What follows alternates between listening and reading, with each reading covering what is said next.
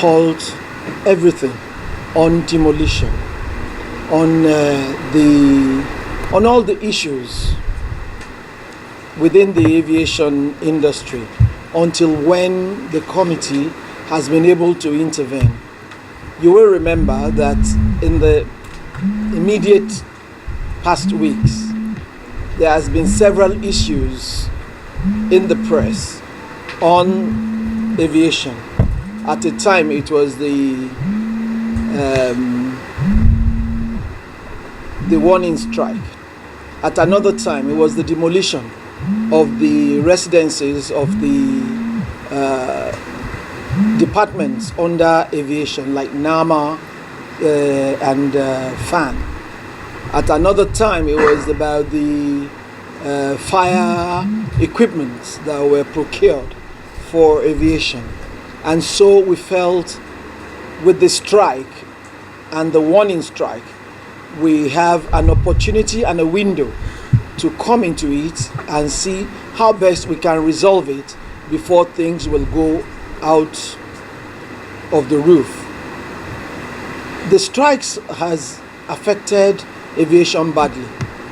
Most flights are cancelled. You are not even sure what flights you can take.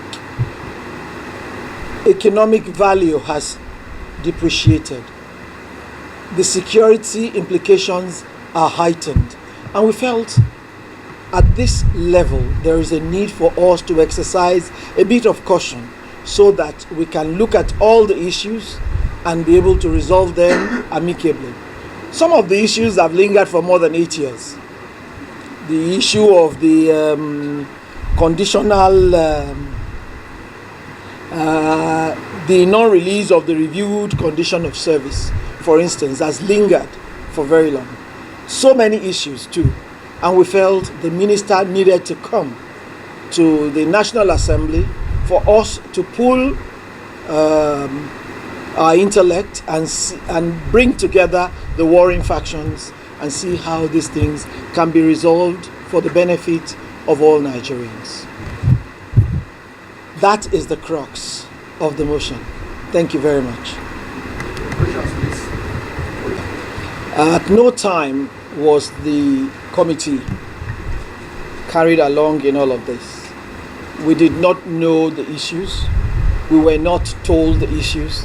And the reason for having a committee on aviation is for there to be a cordial relationship between the ministry and, of course, the National Assembly and the workers, so that we become the arbiter. But at no time were we involved. And we believe that if we had been involved, the rancor would not have been that much.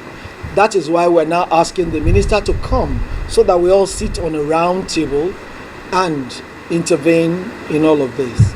And for the first question, I honestly did not get it right, because the person who asked the question talked about the PDP intervening at a particular point. That was 8 years ago. That's a world ago. 8 years is a long time in any policy effectiveness. For any policy to be effective, it is usually the first few years, and then there will be stability. Yes, there was intervention, and the intervention has now been eroded. And the erosion is only due to the fact that there is no communication. When there is a gap in communication, there's always a problem. I have been in the Committee on Aviation since this Senate. And so I know that the communication gap has been there all along.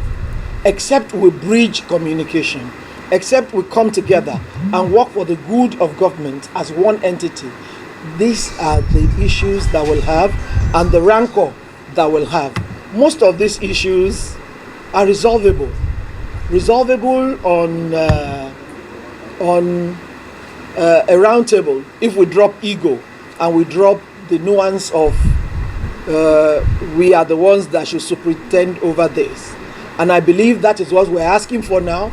We are saying it's not too late to come together and resolve these issues so that our aviation sector, that is the numero uno, because that is the face of the country. When anybody comes in, they don't come by road, they come by air.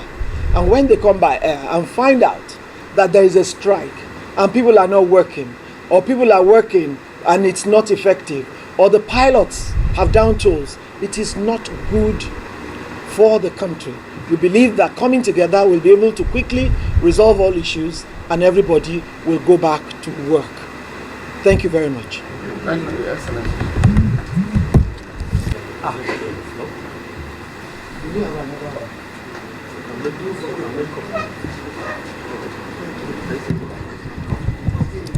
Thank you very much. This is my plenty here. I will go send something for lunch. Thank you very much, gentlemen. We're going to